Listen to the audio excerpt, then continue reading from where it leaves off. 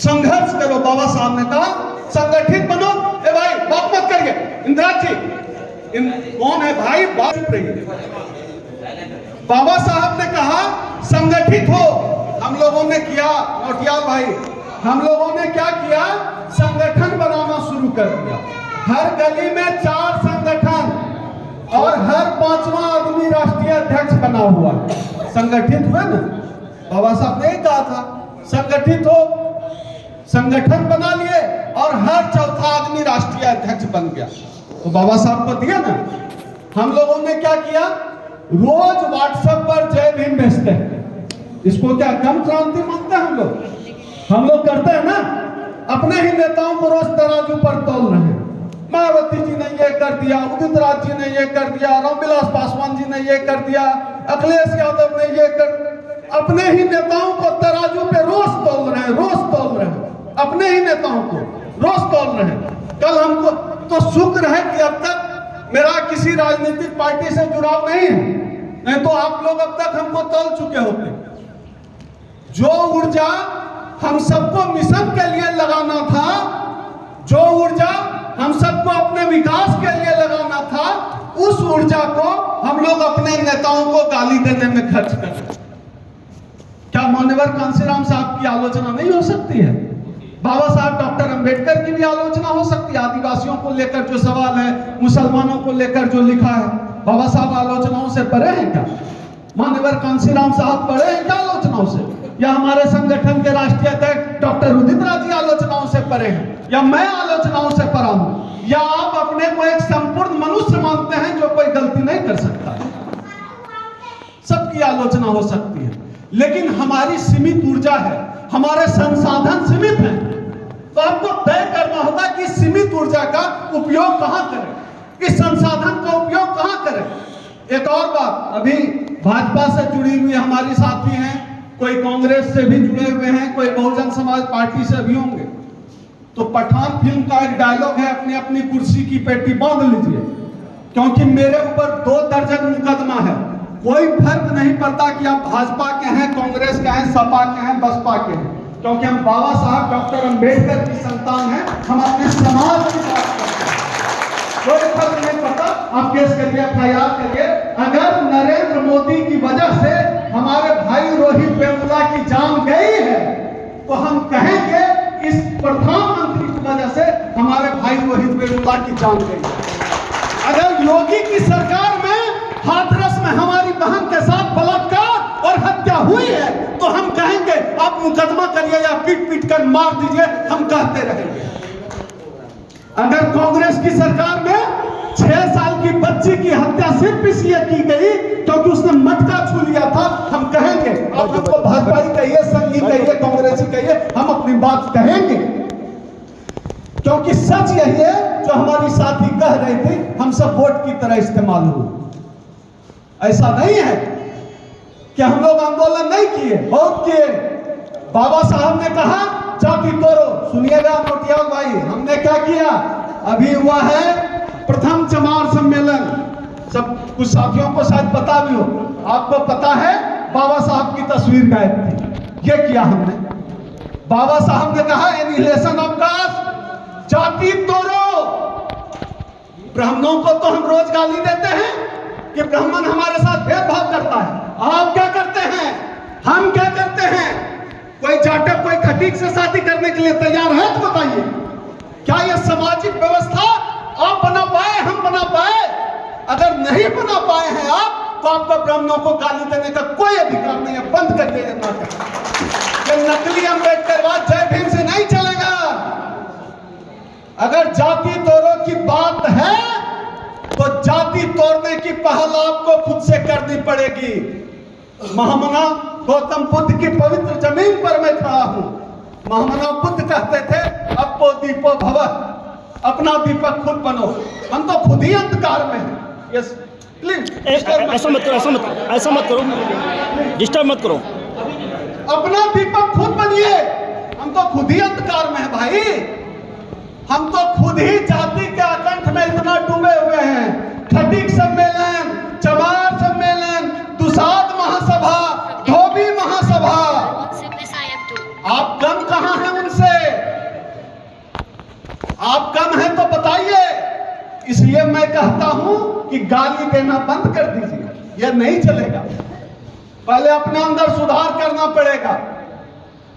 बाबू कहते हैं जय भीम जय भीम, हमारी इतनी महिला साथी बैठी हैं, आपने अपने घर की महिलाओं को आज तक अधिकार दिया है? क्यों नहीं आई इस मंच पे? जितनी महिलाएं हैं आधी होनी चाहिए थे जितने लोग हैं, क्यों नहीं? बात लंबी लंबी 2-2 फीट की करेंगे। जय भीम दो शब्द है क्या? जय भीम, जय भीम अपने आप में एक संपूर्ण विचारधारा है।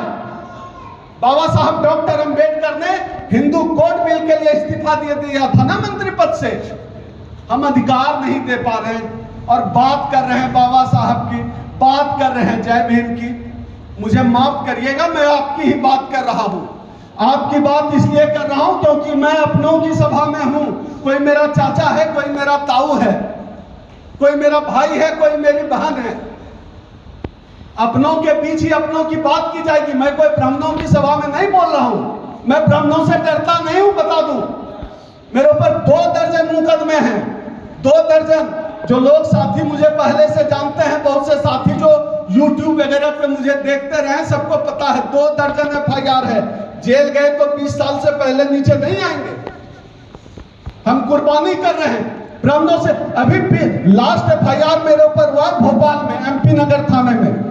मैंने एक जगह एक चैनल पे कह दिया कि जो ब्राह्मणों का जनेऊ है वो बैक्टीरिया से इन्फेक्टेड है, उसमें बैक्टीरिया होता है, गंदगी होती है, उसे बैक्टीरिया होता है और ब्राह्मण से मुझे घिन आती है।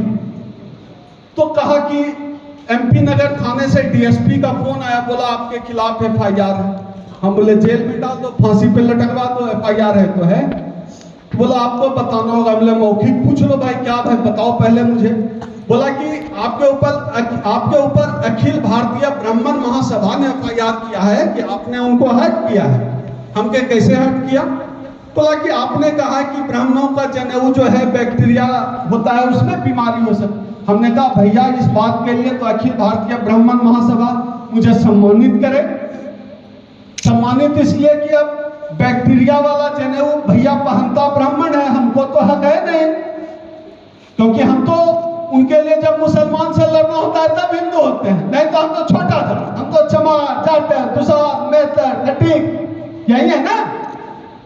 तो हमने कहा ये तो ब्राह्मण महासभा सम्मानित करे, हम तो उनको बीमारी से बचा रहे हैं, तो आप ब्राह्मण महासभा को कह दीजिए। उन्होंने कहा, आपने कहा घिन आती है। हमने कहा हाँ, हमने बचपन से जिस ब्राह्मण को देखा, हमारे यहाँ पूजा कराने आता था, इतना बड़ा पेट होता था और बदबू बहुत करता था, तो मुझे ब्राह्मणों से घिन आती है इस वजह से। ये तो अच्छा है ना। हमने कहा घिन आती है तो जो ब्राह्मण नहा के नहीं जाते हैं पूजा पाठ कराने, नहा के जाएं। अभी 11 रुपया दक्षिणा मिल रहा है, नहा के जाएंगे तो 101 मिलेगा। लेकिन फिर भी FIR लॉन्च हो गया, क्या असर पड़ता है? जब पहला FIR हुआ था बाबूजी मेरे घबरा गए थे, थोड़ा हम भी घबरा गए, स्टूडेंट लाइफ में थे। फिर दूसरा हुआ, फिर तीसरा हुआ, फिर चौथा हुआ, अब कुल मिलाकर 24, वीरेंद्र 24 हुआ है ना? हाँ 24 हुआ है। 24 हो चुका है, 24 FIR हो चुका है। डरते नहीं, ब्राह्मणों से नहीं डरते हैं, अपने लोगों से बड़ा डर लगता है। ब्राह्मणों से डर नहीं लगता है, अपने लोगों से डर लगता है। क्योंकि जय भीम करते करते कब हम भीम के विचारधारा से दूर हो गए, हम ही लोगों को पता नहीं चला। हम लोग हो गए थे। अपने आप से पूछिए, अपने आप से पूछिए कि हम सबकी जिंदगी में यह जो बदलाव आया है, वह बदलाव आया कहां से है? अभी मैं जैसे ही बैठा, हमारे प्रांतीय अध्यक्ष बाबू सिंह जी ने कहा आप वो बात मत बोलिएगा। हम बोले कौन सी बात? बाबू सिंह जी ने कहा कि आपके दादा भैंस चराते थे, बात मत बोलिएगा।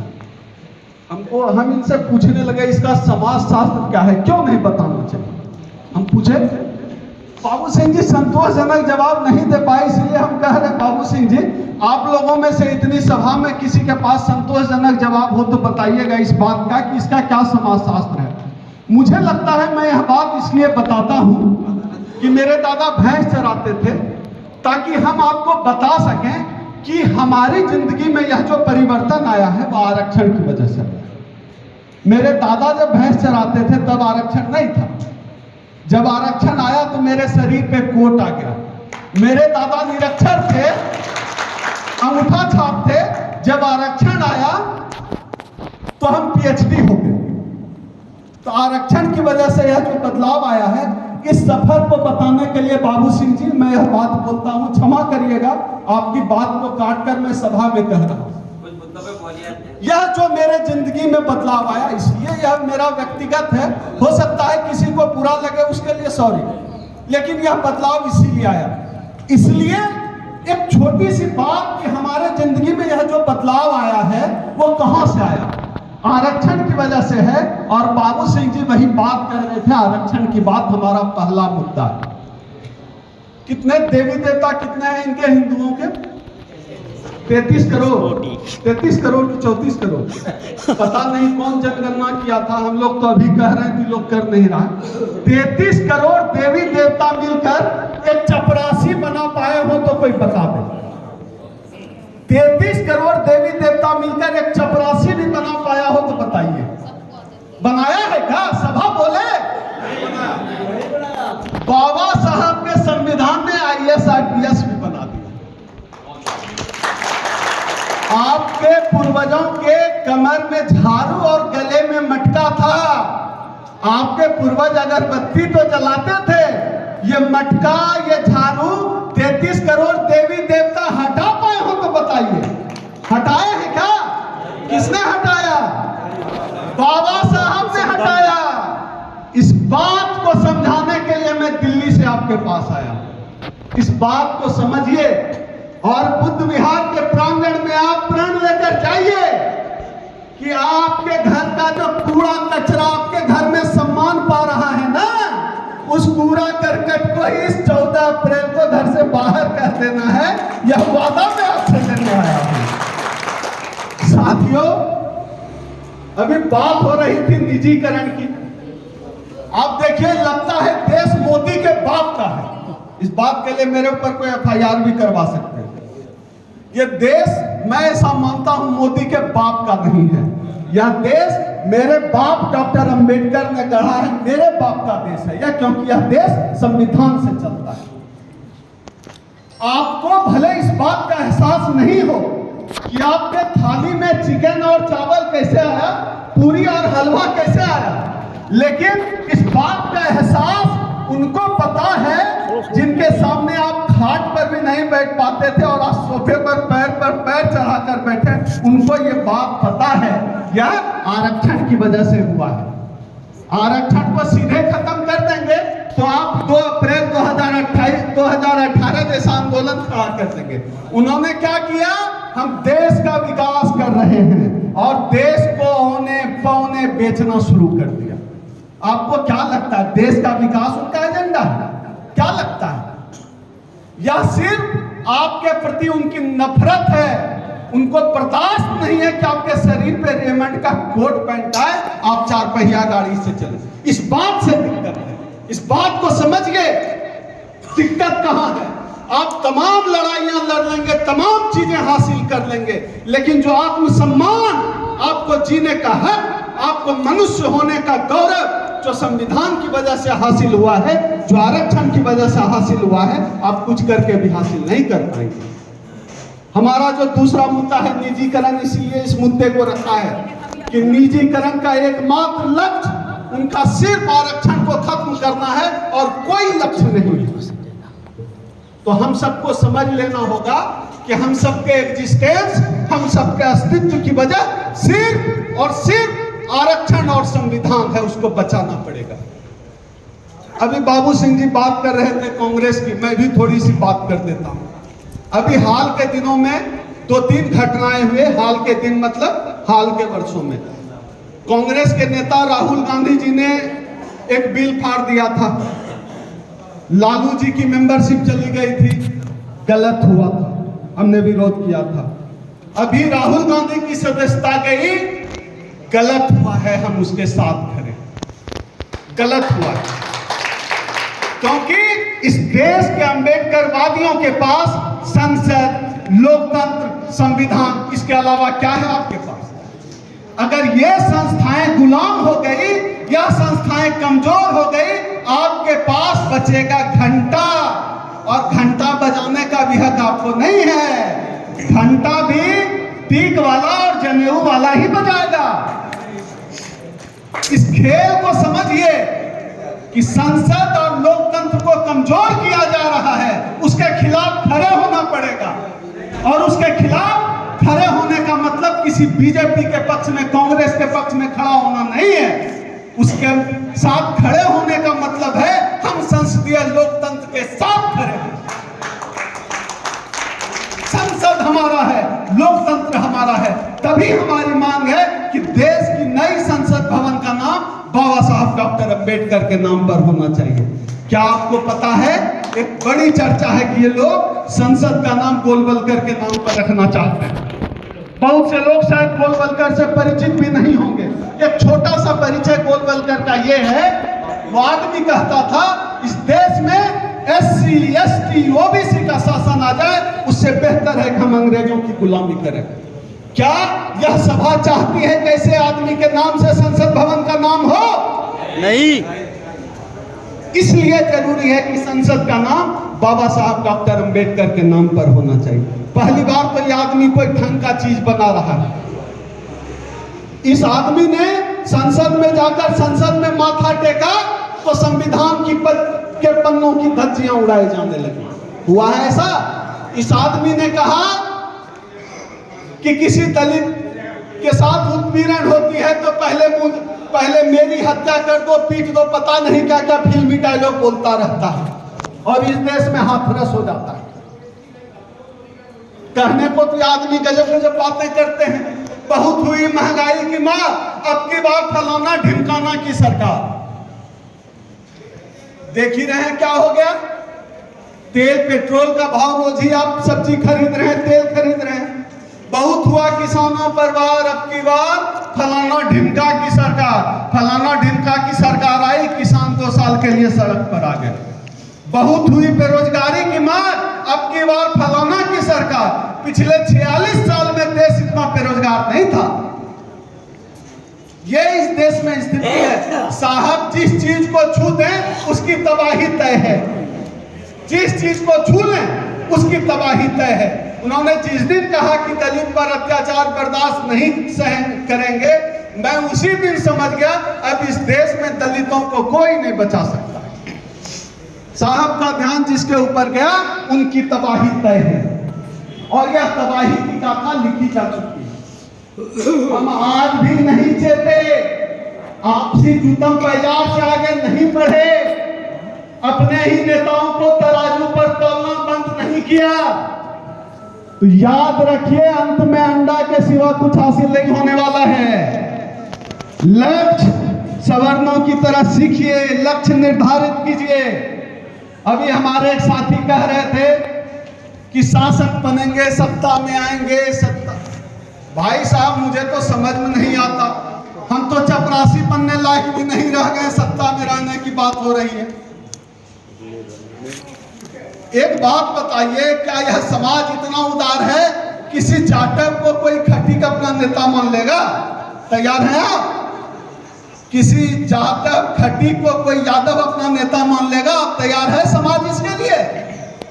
मैं बहुजन कंसेप्ट के खिलाफ नहीं हूं, लेकिन मैं बात कहने की, चर्चा की बात है। तो हम ये पारिवारिक बात हो रही है, समाज के लोग बैठे हैं, हम आपस में चर्चा कर रहे हैं। ये इसलिए कर रहे हैं कि हम सबको सुधारना पड़ेगा अपने आप को, उस दिशा में बात करनी पड़ेगी। अब 14 अप्रैल आ रहा है, अधिकांश लोग यहाँ तो सब नेता ही बैठे हैं। सब आज भले ही सबके हाथ में माइक नहीं पहुँच पाया समय के अभाव में, सबके हाथ में माइक होगा। सब कहेंगे कि बाबा साहब के बताए रास्तों पर चलेंगे, चल रहे हैं। मैं कहता हूँ जरा रुकिए, ठहरिए, खुद से पूछिए, बाबा साहब के रास्ते पर जो चलना शुरू किए कहां से चले थे, कहां तक पहुंचे, कहां पहुंचेंगे? आरक्षण तो खो दिए, आत्मसम्मान तो खो दिए, आत्मविश्वास तो खो दिए, नौकरी तो खो दिए। संसदीय लोकतंत्र की रोज तार तार किया जा रहा है। संसदीय लोकतंत्र को कोई संवैधानिक संगठन नहीं बना है, बचा है। सुप्रीम कोर्ट को सरकार ने गुलाम बना लिया है। आधी रात को जिस तरह से आरक्षण के खिलाफ यह सुप्रीम कोर्ट का फैसला आता है, मैं मन से अपनी जिम्मेदारी से कहता हूं, सुप्रीम कोर्ट जातिवादी है, सुप्रीम कोर्ट मनुवादी है, सुप्रीम कोर्ट आरक्षण विरोधी है। चाहे जिसमें FIR कराना है करा दो। यह कहने की हिम्मत, सुप्रीम कोर्ट के डर से अच्छे का पसीना छूट जाता है। यह कहने की हिम्मत इस देश में 2 बार हुई, मैं बता रहा हूं। सुनिए, एक बार बाबा साहब बंबई के पंचायती राज अधिवेशन में बोल रहे थे। बाबा साहब डॉक्टर अंबेडकर ने कहा, क्या इस सदन में बैठे हुए लोगों को यकीन है कि जज की कुर्सी पर बैठा हुआ व्यक्ति कोई ब्राह्मण होगा और मुजरिम के कटघरे में कोई ब्राह्मण खड़ा होगा, वो ब्राह्मण जज न्याय कर पाएगा? पूरी सभा में चुप्पी हो गई। और मैं गर्व से कहता हूं कि दूसरी बार हमारे राष्ट्रीय अध्यक्ष उदित राज जी ने सांसद रहते हुए संसद में कहा था कि सुप्रीम कोर्ट जातिवादी है। मैं गर्व से कहता हूं यह काम मेरे संगठन ने किया है। यह मामूली बात नहीं है। किस नेता से आपने सुना है, किसकी हिम्मत है? कह दे कोई, हम तो कहते हैं डंके की चोट पर कहते हैं, है तो है, फांसी पे लटका दो, जेल में भेज दो, सब कुछ के लिए तैयार है। लेकिन मैं सिर्फ आपसे एक बात कहना चाहता हूं, साथियों, हम अपना संगठन लेकर आपके बीच आए हैं। मेरा कोई राजनीतिक जुड़ाव नहीं है, मेरे राष्ट्रीय अध्यक्ष जी का है, नॉन है। कोई ऐसी बात नहीं है कि कोई पत्थर का टुकड़ा है छोटा सा पॉकेट में छुपा लिया। हमारे राष्ट्रीय अध्यक्ष जी का जुड़ाव है राजनीतिक दल से, उनकी अपनी भूमिका है। जब वो राजनीतिक मंचों पर होते हैं, अपने दल के कार्यक्रम में होते हैं, उनकी अपनी भूमिका है, आप उसको तय नहीं कर सकते। लेकिन जब परिसंघ बोलता है, जब हमारा संगठन का मंच होता है, तो आपने सुन लिया, हमारे लिए सभी बराबर। हम सिर्फ समाज की बात करते हैं। जिस समाज ने मुझ पर विश्वास किया, मैं उसकी बात करता हूं। अगर इतना ही होता, अगर इतना ही हम राजनीतिक दल के पिछलग्गू होते, तो मेरे ऊपर 2 दर्जन FIR नहीं होता।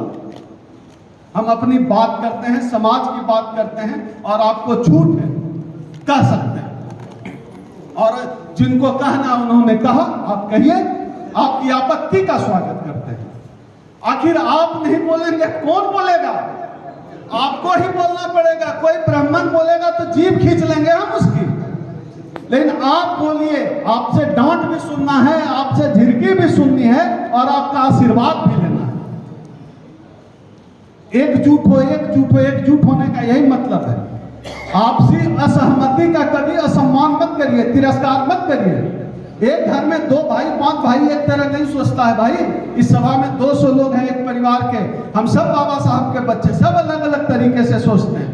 मैं तो ये कहता हूं, क्या जरूरी है 100 लोग हैं, हो सकता है कि 98 लोग मेरी बात से सहमत ना हो, ठीक है, आपकी असहमति का स्वागत है। हो सकता आपकी, आपने इतनी बातें इतने लोगों ने रखी, हो सकता आपकी किसी बात से हम सहमत ना हो, लेकिन विचारों का आदान प्रदान तो होगा। मुझे खुद बहुत अफसोस है, मैं तमाम लोगों के विचार नहीं ले पाया। मैंने लिख कर मांगा तो एक अहलावत भाई जो हमारे वकील साहब हैं, उनका जवाब आया।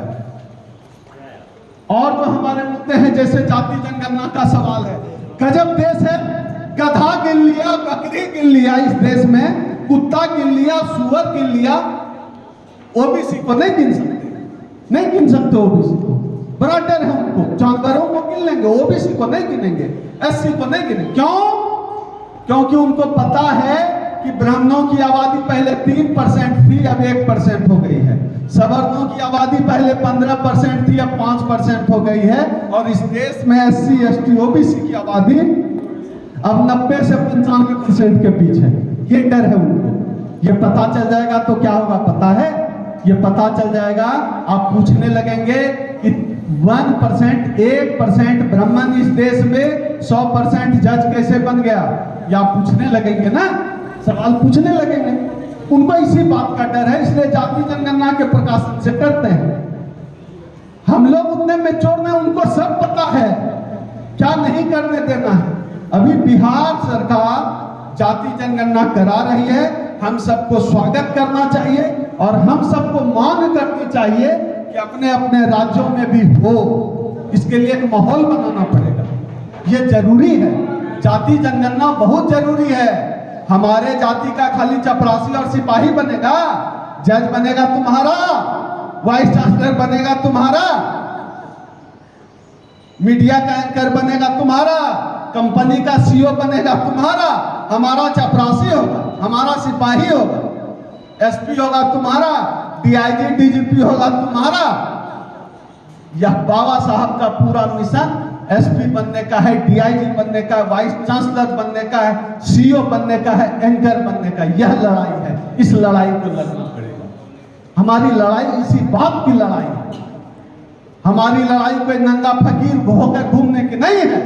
हमारी लड़ाई है हमारे हर भाई के शरीर पर कोट और पैंट और टाई हो, इस बात की लड़ाई है हमारी। इस बात को समझना पड़ेगा, आपकी लड़ाई क्या है और उसके रास्ते क्या है, इस बात को समझना पड़ेगा। हमने मांग रखी है प्रमोशन में आरक्षण का सवाल, तमाम कर्मचारी है, इस पर चर्चा की क्या जरूरत है। हम 1997 से इस मुद्दे पर लड़ रहे हैं। हमारी मांग है प्राइवेट सेक्टर में आरक्षण। बहुत से साथियों को नहीं पता होगा, हमारे राष्ट्रीय अध्यक्ष ने बतौर सांसद, संसद में एक सांसद का जो निजी हक होता है प्राइवेट बिल पेश करना, उन्होंने निजी क्षेत्र में आरक्षण के लिए प्राइवेट बिल पेश किया। बहुत साथियों को पता होगा, नहीं पता होगा। यूट्यूब पर भी हमको जब मौका लगा हमने किया है, हमने करने की कोशिश की है, चाहे उसकी कीमत जो भी चुकानी पड़ी हो। हमारी मांग है कि पूरे देश में, खास तौर पर भाजपा शासित राज्यों में जहां मनुवादियों के हौसले बुलंद हैं, दलित उत्पीड़न की घटनाएं बढ़ी है, उन घटनाओं पर रोक लगे, ये हमारी मांग है।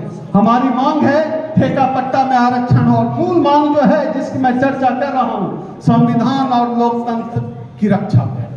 साथियों, अगर इस देश से संविधान खत्म हो गया ना, सवर्णों को कोई नुकसान नहीं है, सवर्णों को कोई नुकसान नहीं है, क्योंकि संविधान और लोकतंत्र सिर्फ आपके लिए, यह मान लीजिए, उनका तो है सवर्णों का, चित भी उनका, पट भी अब उनका, लेकिन आपके पास संविधान और डेमोक्रेसी को छोड़कर कुछ नहीं है। उसको बचाने की जिम्मेदारी आज अम्बेडकर वादियों के कंधे पर आ गई है। आइए मिलकर इसको जिम्मेदारी से लड़ते हैं। अभी कल मुझे जयपुर निकलना है, परसों मुझे नागपुर में 3 मीटिंग्स लगी हुई है, फिर बिहार में है। लगातार कार्यक्रम के सिलसिले में, मिशन के लिए, साथियों के लिए पूरे देश भर में हमारा आना जाना चलता रहता है। हमारा केंद्रीय कार्यालय है, मेरे ऊपर 24 मुकदमे हैं। पता है क्यों नहीं केस लड़ता हूं? क्योंकि मेरे पास पैसा नहीं है। बेल कहां से कराएंगे? इतना केस है, कहां से?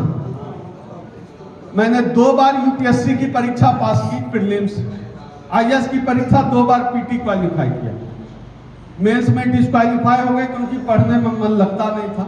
फिर पीएचडी कर गए, नेट कर गए, जेआरएफ कर गए, नवोदय विद्यालय का विद्यार्थी रहा हूँ, बीएचयू जैसे इंस्टीट्यूट जो उत्तर प्रदेश में ही है वहां से पढ़ा हूँ।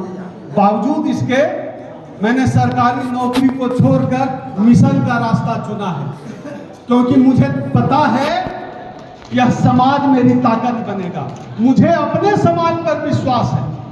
और एक बात यकीन रखिएगा, भूलिएगा नहीं, मेरा नाम है डॉक्टर ओम सुधा, और सहारनपुर की धरती पर मैं वादा करके जा रहा हूं, यह समाज मेरे लिए अपना पसीना बहाएगा, ओम सुधा अपना खून बहाने से भी नहीं चूकेगा। इसी के साथ मैं आखिरी अपील करता हूं, इस पूरी लड़ाई को बिना संसाधन के नहीं लड़ा जा सकता। मैं अपना दोनों हाथ फैलाकर, झोली फैलाकर आपसे अपील करता हूं, आइए, हमको आर्थिक संसाधन की भी जरूरत है। अपनी इच्छा से 100, 200, 500, 1000, 10, 20, 50, जो इच्छा हो आपके पास। अगर पर्चा गया है उसमें QR कोड है, एक बड़ा पर्चा यहाँ रखा हुआ, इस तरह का पर्चा QR कोड है, मेरे पास भी आ सकते हैं। हम हाथ फैलाकर कहते हैं, आपसे आर्थिक सहयोग मांगते हैं। ऐसा इसलिए कहते हैं क्योंकि समाज की लड़ाई अगर समाज के संसाधन से नहीं लड़ी गई तो वह लड़ाई बेईमान हो जाएगी और हम आपके लिए जिम्मेदार नहीं होंगे। सब मिलकर लड़ेंगे, जीतेंगे। आखिरी में मैं अपना मोबाइल नंबर बोल दे रहा हूं, सभी साथी अपना मोबाइल निकाल लीजिए, मेरा पर्सनल मोबाइल नंबर है, मैं अपना नंबर बोल दे रहा हूं। जो भी साथी संपर्क में रहना चाहते हैं